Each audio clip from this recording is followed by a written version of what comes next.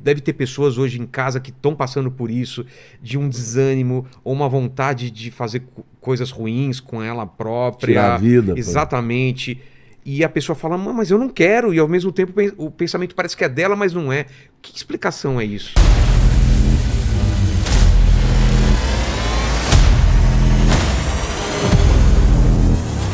Essa guerra, a gente sente fisicamente ela, porque se eu imagino que a minha alma, a tua alma, a do Lene, está sendo disputada, e a gente a todo momento está tendo que escolher, e ainda que a gente ache que essa escolha é só livre-arbítrio, mas ela não tem influência, e tem sempre uma influência do bem e do mal, porque estão brigando, deve gerar um cansaço físico e espiritual em cada um de nós. Às vezes eu acordo cansado de um jeito que não tem a menor explicação, sendo que eu não fiz nada. E às vezes às vezes é o contrário, você acorda super disposto. O que é esse cansaço, essa vontade, às vezes, que a gente tem, esses pensamentos do nada invasivos? Deve ter pessoas hoje em casa que estão passando por isso, de um desânimo ou uma vontade de fazer coisas ruins com ela própria. Tirar a vida. Exatamente. E a pessoa fala, mas eu não quero. E ao mesmo tempo o pensamento parece que é dela, mas não é. Que explicação é isso? A explicação é que a batalha é na mente, né? É na mente. E por que afeta o corpo também? Se é na mente e no espírito? Afeta o corpo porque o seu corpo ele é subproduto da sua mente. Ele está atrelado, ele está ligado, né? O seu cérebro, por exemplo. A palavra alma, na língua original do Novo Testamento grego, é psique. É mente. Exato. Então, nós somos corpo, alma e espírito. Nós somos corpo, mente e espírito. Aonde que é essa luta? Por exemplo, você sabe que você já trouxe vários neurologistas aqui, mas essa é uma área que eu estudo e entendo também. Obviamente, como um leigo, mas eu entendo o funcionamento.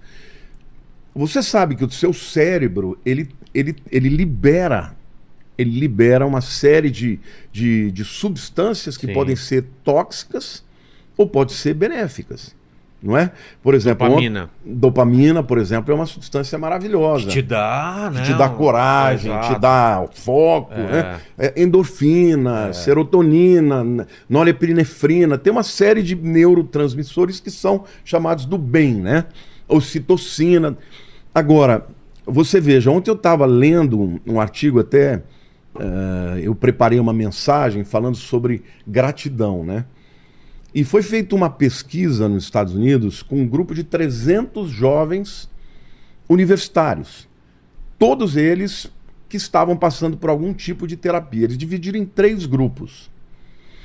E um dos grupos, então, 2 grupos continuaram com as abordagens da psicologia tradicionais. Um grupo de 100 pessoas, eles começaram a fazer somente um tratamento voltado para trazer gratidão nas pessoas.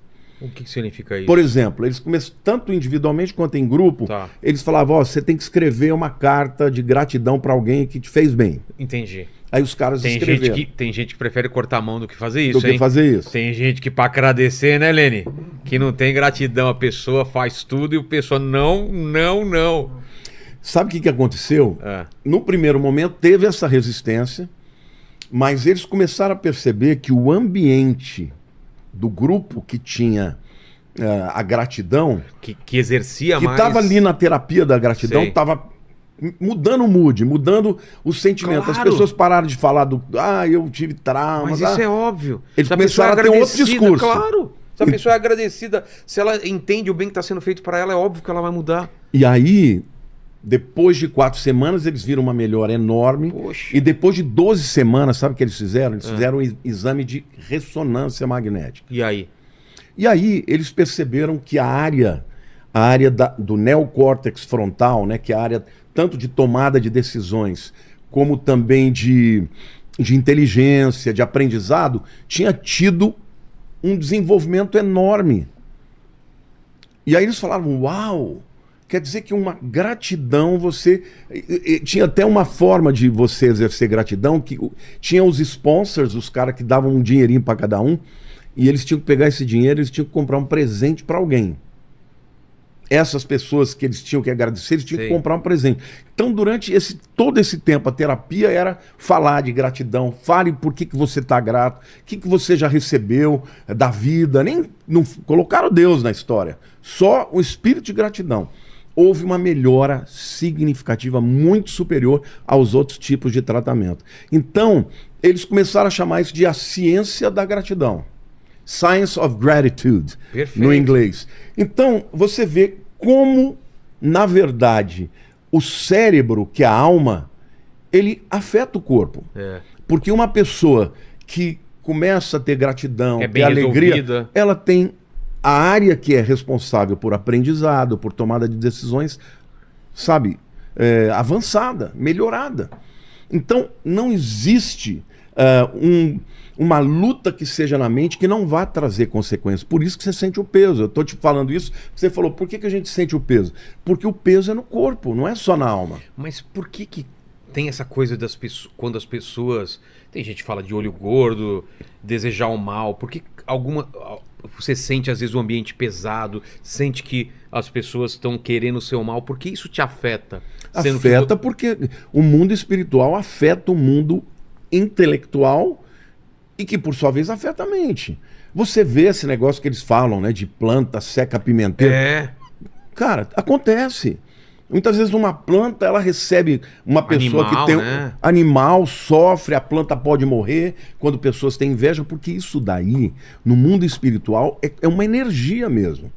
E potente, né? Pelo que eu tô vendo. Potente. Por exemplo, quando Jesus foi curar aquela mulher com fluxo de sangue, ele tá lá, tá todo mundo tocando nele e tal, e a mulher falou, pô, se eu tocar na hora da veste dele, eu vou ser curada. Ela tava com uma hemorragia há 12 anos. E ela foi se esgueirando pelo meio do povo e tocou na ponta da vida. Na verdade, ali era um talit, né? Era aquela vestimenta de oração, aquilo que é a ponta, na verdade, ela tocou no tzitzit. Não era comprido, assim, não foi no chão, mas... É o quê? É um tipo do... É um tipo um chale de oração. Que nem os padres colocam? Os rabinos. Os rabinos também. Que fica azul e branco, com umas listas, assim. Tá. Entendeu? Na ponta desse talit tem o tzitzit, que são as pontinhas, as franjas. Sim. Foi naquela pontinha que ela tocou naquela pontinha. E a fé dela... Ela sugou a cura de Jesus. Olha só. E Jesus falou assim, alguém me tocou. Aí os discípulos, como assim? Tá todo mundo te empurrando, tá todo mundo aqui. Ele falou, não, alguém me tocou e de mim saiu o poder. Olha que fantástico. Ele sentiu ela sugando o poder dele. Ela foi curada imediatamente. Então, o mundo físico, embora o mundo espiritual seja uma outra dimensão, existe tráfico de energia, cara. E energia é trabalho. Entendeu? É que nem eletricidade. Você não vê, mas põe a mão no lugar pra você ver se você não... E parece que algumas datas ou alguns locais, essa membrana que separa o mundo espiritual do físico é mais fina, não é? Por exemplo, uma vez eu gravei um vídeo falando 3 horas da manhã. Que é um horário... Que é um horário brabo. Dizem que é a hora do... Você sabe, né, Helena? É a hora do demônio, né? Muitos lugares existem trabalhos que são feitos. Então você tem, assim... Aliás, tem uma série... Qual série? Eu já falei aqui. A mulher acorda todo dia às 3 horas, às 3h33 da noite e fica meio maluco. Eu fiz esse vídeo porque muita gente começou a me perguntar. Eu já acordei 3 horas da manhã, assustador. Você olha 3 horas da manhã. Aí eu comecei a pesquisar, eu comecei a ver que realmente é uma hora que tem muitos trabalhos nos lugares, contra pessoas, entendeu? Então, de fato, as pessoas sentem no físico. Ô Vilela, quando eu me converti... Eu acho que eu já contei para você isso aqui na primeira vez, mas é uma experiência que até hoje, faz 40 anos, e eu ainda falo, uau. Quando eu me converti, Deus me deu um dom para expulsar demônio, que era uma coisa impressionante. Se eu entrasse num lugar que tivesse uma pessoa endemoniada, ela manifestava. Na hora, pá! Eu me lembro que um dia eu fui lá na cidade de Ibitinga. Ibitinga é uma cidade que tem muitas fábricas de bordado, essa coisa. E eu tinha uma namorada lá e ela me levou para conhecer. Quando eu entrei, lá no fundo uma mulher ficou possessa e já começou a falar comigo sem eu abrir a boca. que você está fazendo aqui? Você é do outro lado. Agressiva. Eu percebi, fui lá e mandei o demônio embora. Na hora ela caiu, ficou liberta. Em nome de Jesus sempre. Em nome de Jesus. Não é você que manda, Não, né? mas só que eu era jovem, tinha 19 anos. Eu comecei a achar que eu era o cara. Aí eu comecei a falar do diabo. O John Constantine, né? Conhece? Sabe quem é, né? Sim. John Constantine. O Keanu Reeves. É, o Keanu Reeves. Com uma arma em cruz, né? Que mata demônio. O Lamartine falou, eu sou o cara. Eu comecei a achar que o demônio não era nada disso. Eu falava, Subestimou. Demônio, meta o pé no traseiro dele e tal. Um dia, do nada, eu tava deitado e eu comecei a sentir cheiro de enxofre. Mas forte mesmo. Aí eu falei, meu Deus, o que tá queimando aqui? Tá com cheiro fedido de ovo podre, né? E de repente, Vilela, eu comecei a ver cores. Eu comecei a ter uma visão assim, de olho aberto mesmo do que estava acontecendo. E ali começou a vir pensamentos na minha cabeça horrorosos. Contra Deus, de xingamentos.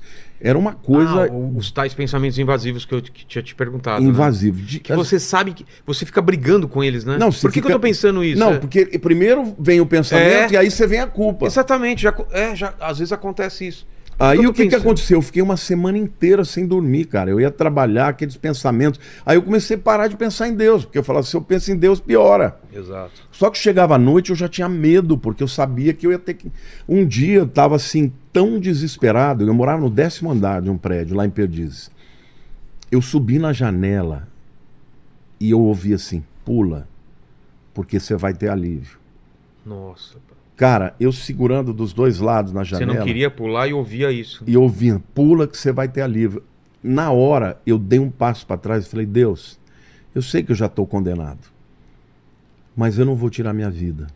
Se o Senhor vai me mandar para o inferno, porque eu blasfemei contra o Espírito, pode mandar. Eu estou assim, eu tô aceitando, porque eu realmente blasfemei e tal.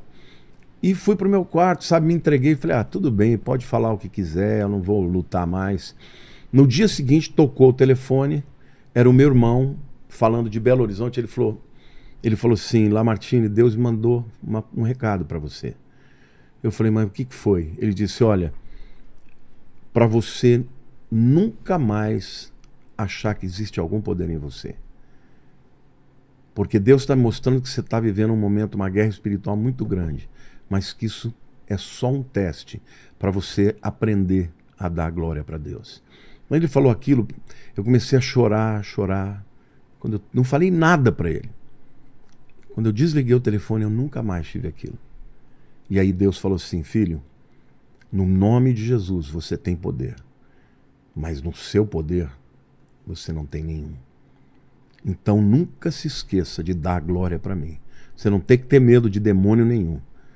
Mas você tem que saber que é em mim que você tem autoridade. A partir daquilo, cara, eu mudei completamente. Porque você foi do achar que tinha muito poder para ter o medo de que você tava perdendo a salvação. Perdendo a salvação.